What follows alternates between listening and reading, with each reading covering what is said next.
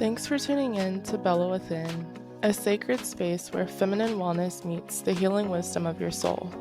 I'm Anya Bella, a devoted guide and educator in feminine wellness, here to walk with you as you reconnect with your body, restore hormonal harmony, and return to the truth of who you are from the inside out.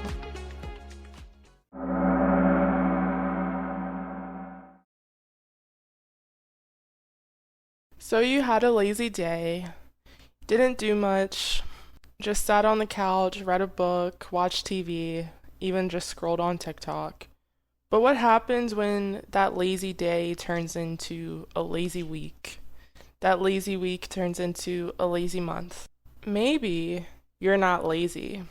Maybe you've had a to-do list a mile long, but your body just said nope over and over and over again. And of course, then comes the guilt. You tell yourself, I should be doing more. Why am I like this? The truth is, you're not lazy, you're not broken. Your cortisol levels might just be too high. Welcome back to the Happy Hormone series. This series where we uncover how your hormones influence everything, from mood and energy to your sleep and motivation. This is your safe space to understand your body, balance your hormones, and finally stop blaming yourself for things that are actually biology. Today's episode is You Aren't Lazy, Your Cortisol Levels Are Too High. By the end of this episode, you'll understand what cortisol really does, how it can trick you into feeling unmotivated, and simple steps to bring your body back into balance.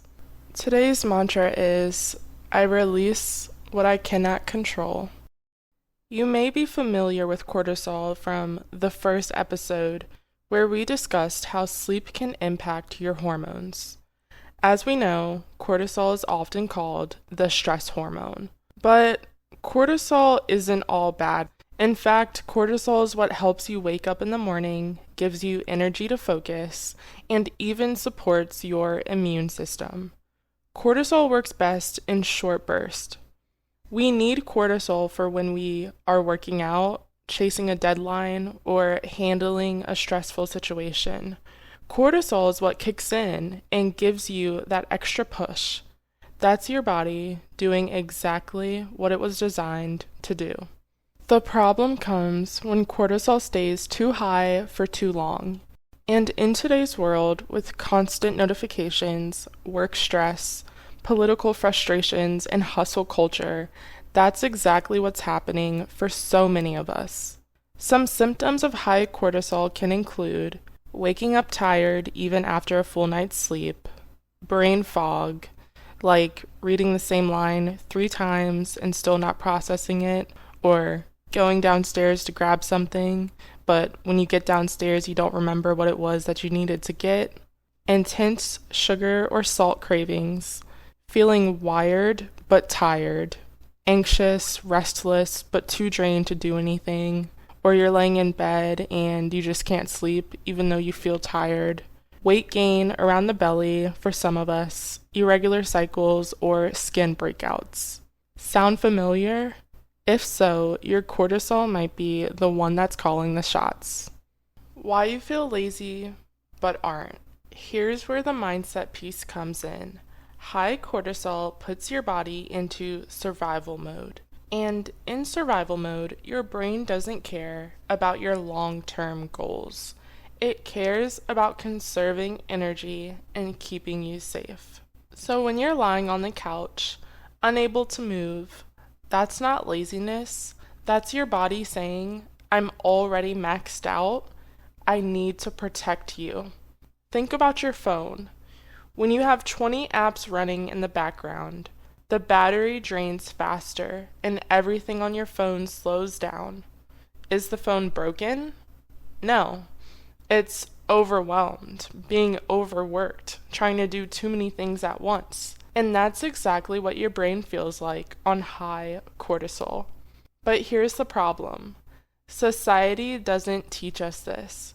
We're told if we're not hustling, we're falling behind. Rest is treated like a luxury, not a need. So instead of recognizing the biology, we shame ourselves and call it laziness. Now let's do some self-reflection. I want to pause here and ask you some questions. You don't need to answer out loud, just notice which ones you relate to. Do you wake up tired, no matter how many hours you slept? Do you crash mid-afternoon and blame yourself for lacking discipline? Do you rely on caffeine to push through the day, only to feel anxious later? Do you feel restless, but too drained to actually be productive? Do you avoid tasks, not because you don't care, but because you feel paralyzed? If you said yes to any of these, chances are your cortisol is out of balance, and it's not about laziness at all. So let's talk about what's keeping cortisol high in the first place. Constant notifications. Every ping or buzz on your phone is a tiny stress response. Your body doesn't know the difference between an email and an emergency. Stress is stress. Also, the hustle culture. Last episode, I talked about if women are no longer feminine, and I also gave 7 tips to help women become more feminine. So if you want to learn a little bit more about what the hustle culture is and how it's changed how women function in society, I definitely recommend for you to give that episode a listen. Poor sleep cycles could also be raising your cortisol. Staying up late, scrolling on TikTok, waking up at different times, or sleeping with the TV on all messes with our circadian rhythm. Additionally, having too much caffeine. Coffee spikes cortisol, so that third latte at 3 p.m. might be affecting your hormones. Blood sugar crashes. Skipping meals, living off sugar, or eating highs and lows all day forces cortisol to jump in and rescue you. I'll be honest, I've been there. Being in college, I'm definitely guilty of living off iced coffee and bagels and sometimes not eating breakfast until 3 in the afternoon. I thought that I had an energy problem. Turns out it's a hormone problem. My cortisol levels are way too high. Does anyone remember those t-shirts when I was in middle school, I guess, and they said, keep calm, ... Well, we need a t-shirt that says, keep calm because stress kills. It's true. Yale researchers find chronic stress to be linked to our aging process. Instead of using our birth age, research shows our biological age can be measured using epigenetic clocks. Epigenetic clocks work by tracking chemical changes in our DNA. These clocks predict health and lifespan more accurately than chronological age. Yale researchers wanted to answer 2 specific questions. Question number 1. Does chronic stress accelerate biological aging? Question number 2. Can resilience skills like self-control and emotion regulation slow this process? There were over 400 participants, ages 19 to 50. Blood samples were taken and analyzed for biological aging markers. In addition to that, surveys were given to assess for chronic stress and psychological resilience. The study found that stress does in fact accelerate aging. High stress is correlated with faster ticking of that biological clock.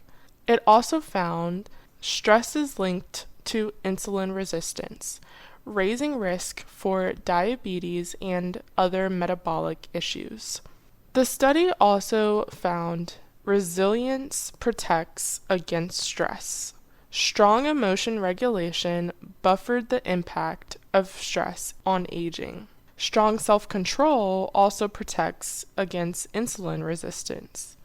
Key takeaways from this study are chronic stress speeds up biological aging, but resilience factors, especially emotion regulation and self-control, can reduce these effects. This reinforces the idea that psychological health is just as important as physical health for longevity.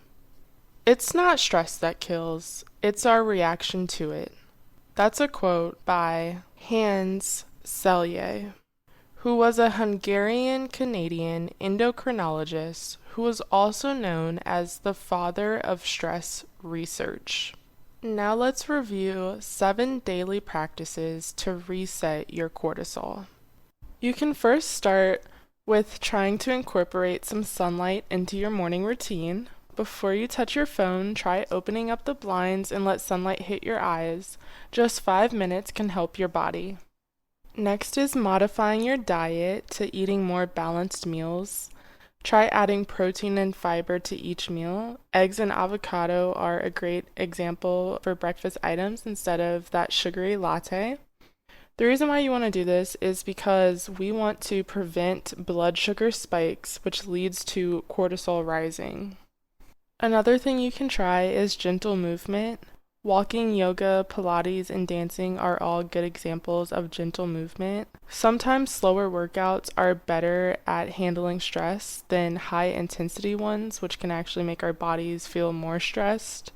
Also try incorporating some nervous system breaks, like breath work, meditation, journaling. Even 2 minutes of deep breathing signals safety to your body. That's something that you can do while sitting at your desk and doing your work. If you watched my Sleep and Hormones episode, you know this tip is coming next, which is to get consistent and good quality sleep. Your body loves routine. You want to aim to sleep and wake up around the same time most days. It actually plays a role on our circadian rhythm. When our circadian rhythm is out of whack, our cortisol levels tend to rise. If you want more information on that, make sure you check out my Sleep and Hormones episode where I talk all about that.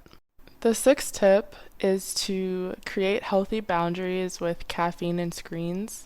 Cut off coffee by early afternoon and try not to doom scroll before bed because your hormones will thank you. Last tip, number 7, is to incorporate pleasure and joy in your life. Laughter, creativity, connection with other people around you. Pleasure actually lowers our cortisol directly. So yes, sometimes watching a rom-com, painting, or dancing in your kitchen counts as medicine. It helps us decrease our raised levels of cortisol after a very stressful day, as we know life can be so stressful. As we reflect from today's episode, I want you to remember, if your body feels tired or unmotivated, it's not a character flaw. It's your hormones, and specifically cortisol, asking you to slow down and reset. Instead of pushing through or blaming yourself, start asking, what does my body need to feel safe right now? Maybe it's sunlight, maybe it's rest. Maybe it's saying no to one more thing on your plate. That's not weakness, that's wisdom, and you need to listen to your body. This week, try just picking one small shift from today's episode. Maybe it's journaling before bed, maybe it's taking a morning walk, maybe it's saying no to that 3rd coffee. Balance isn't about doing it all, it's about listening to your body and giving it what it needs. Thank you for spending this time with me here on Happy Hormones. If this episode spoke to you, please share it with a friend who needs this reminder too, because when our hormones are happy, our lives flow better. Until next time, beautiful, remain Bella within.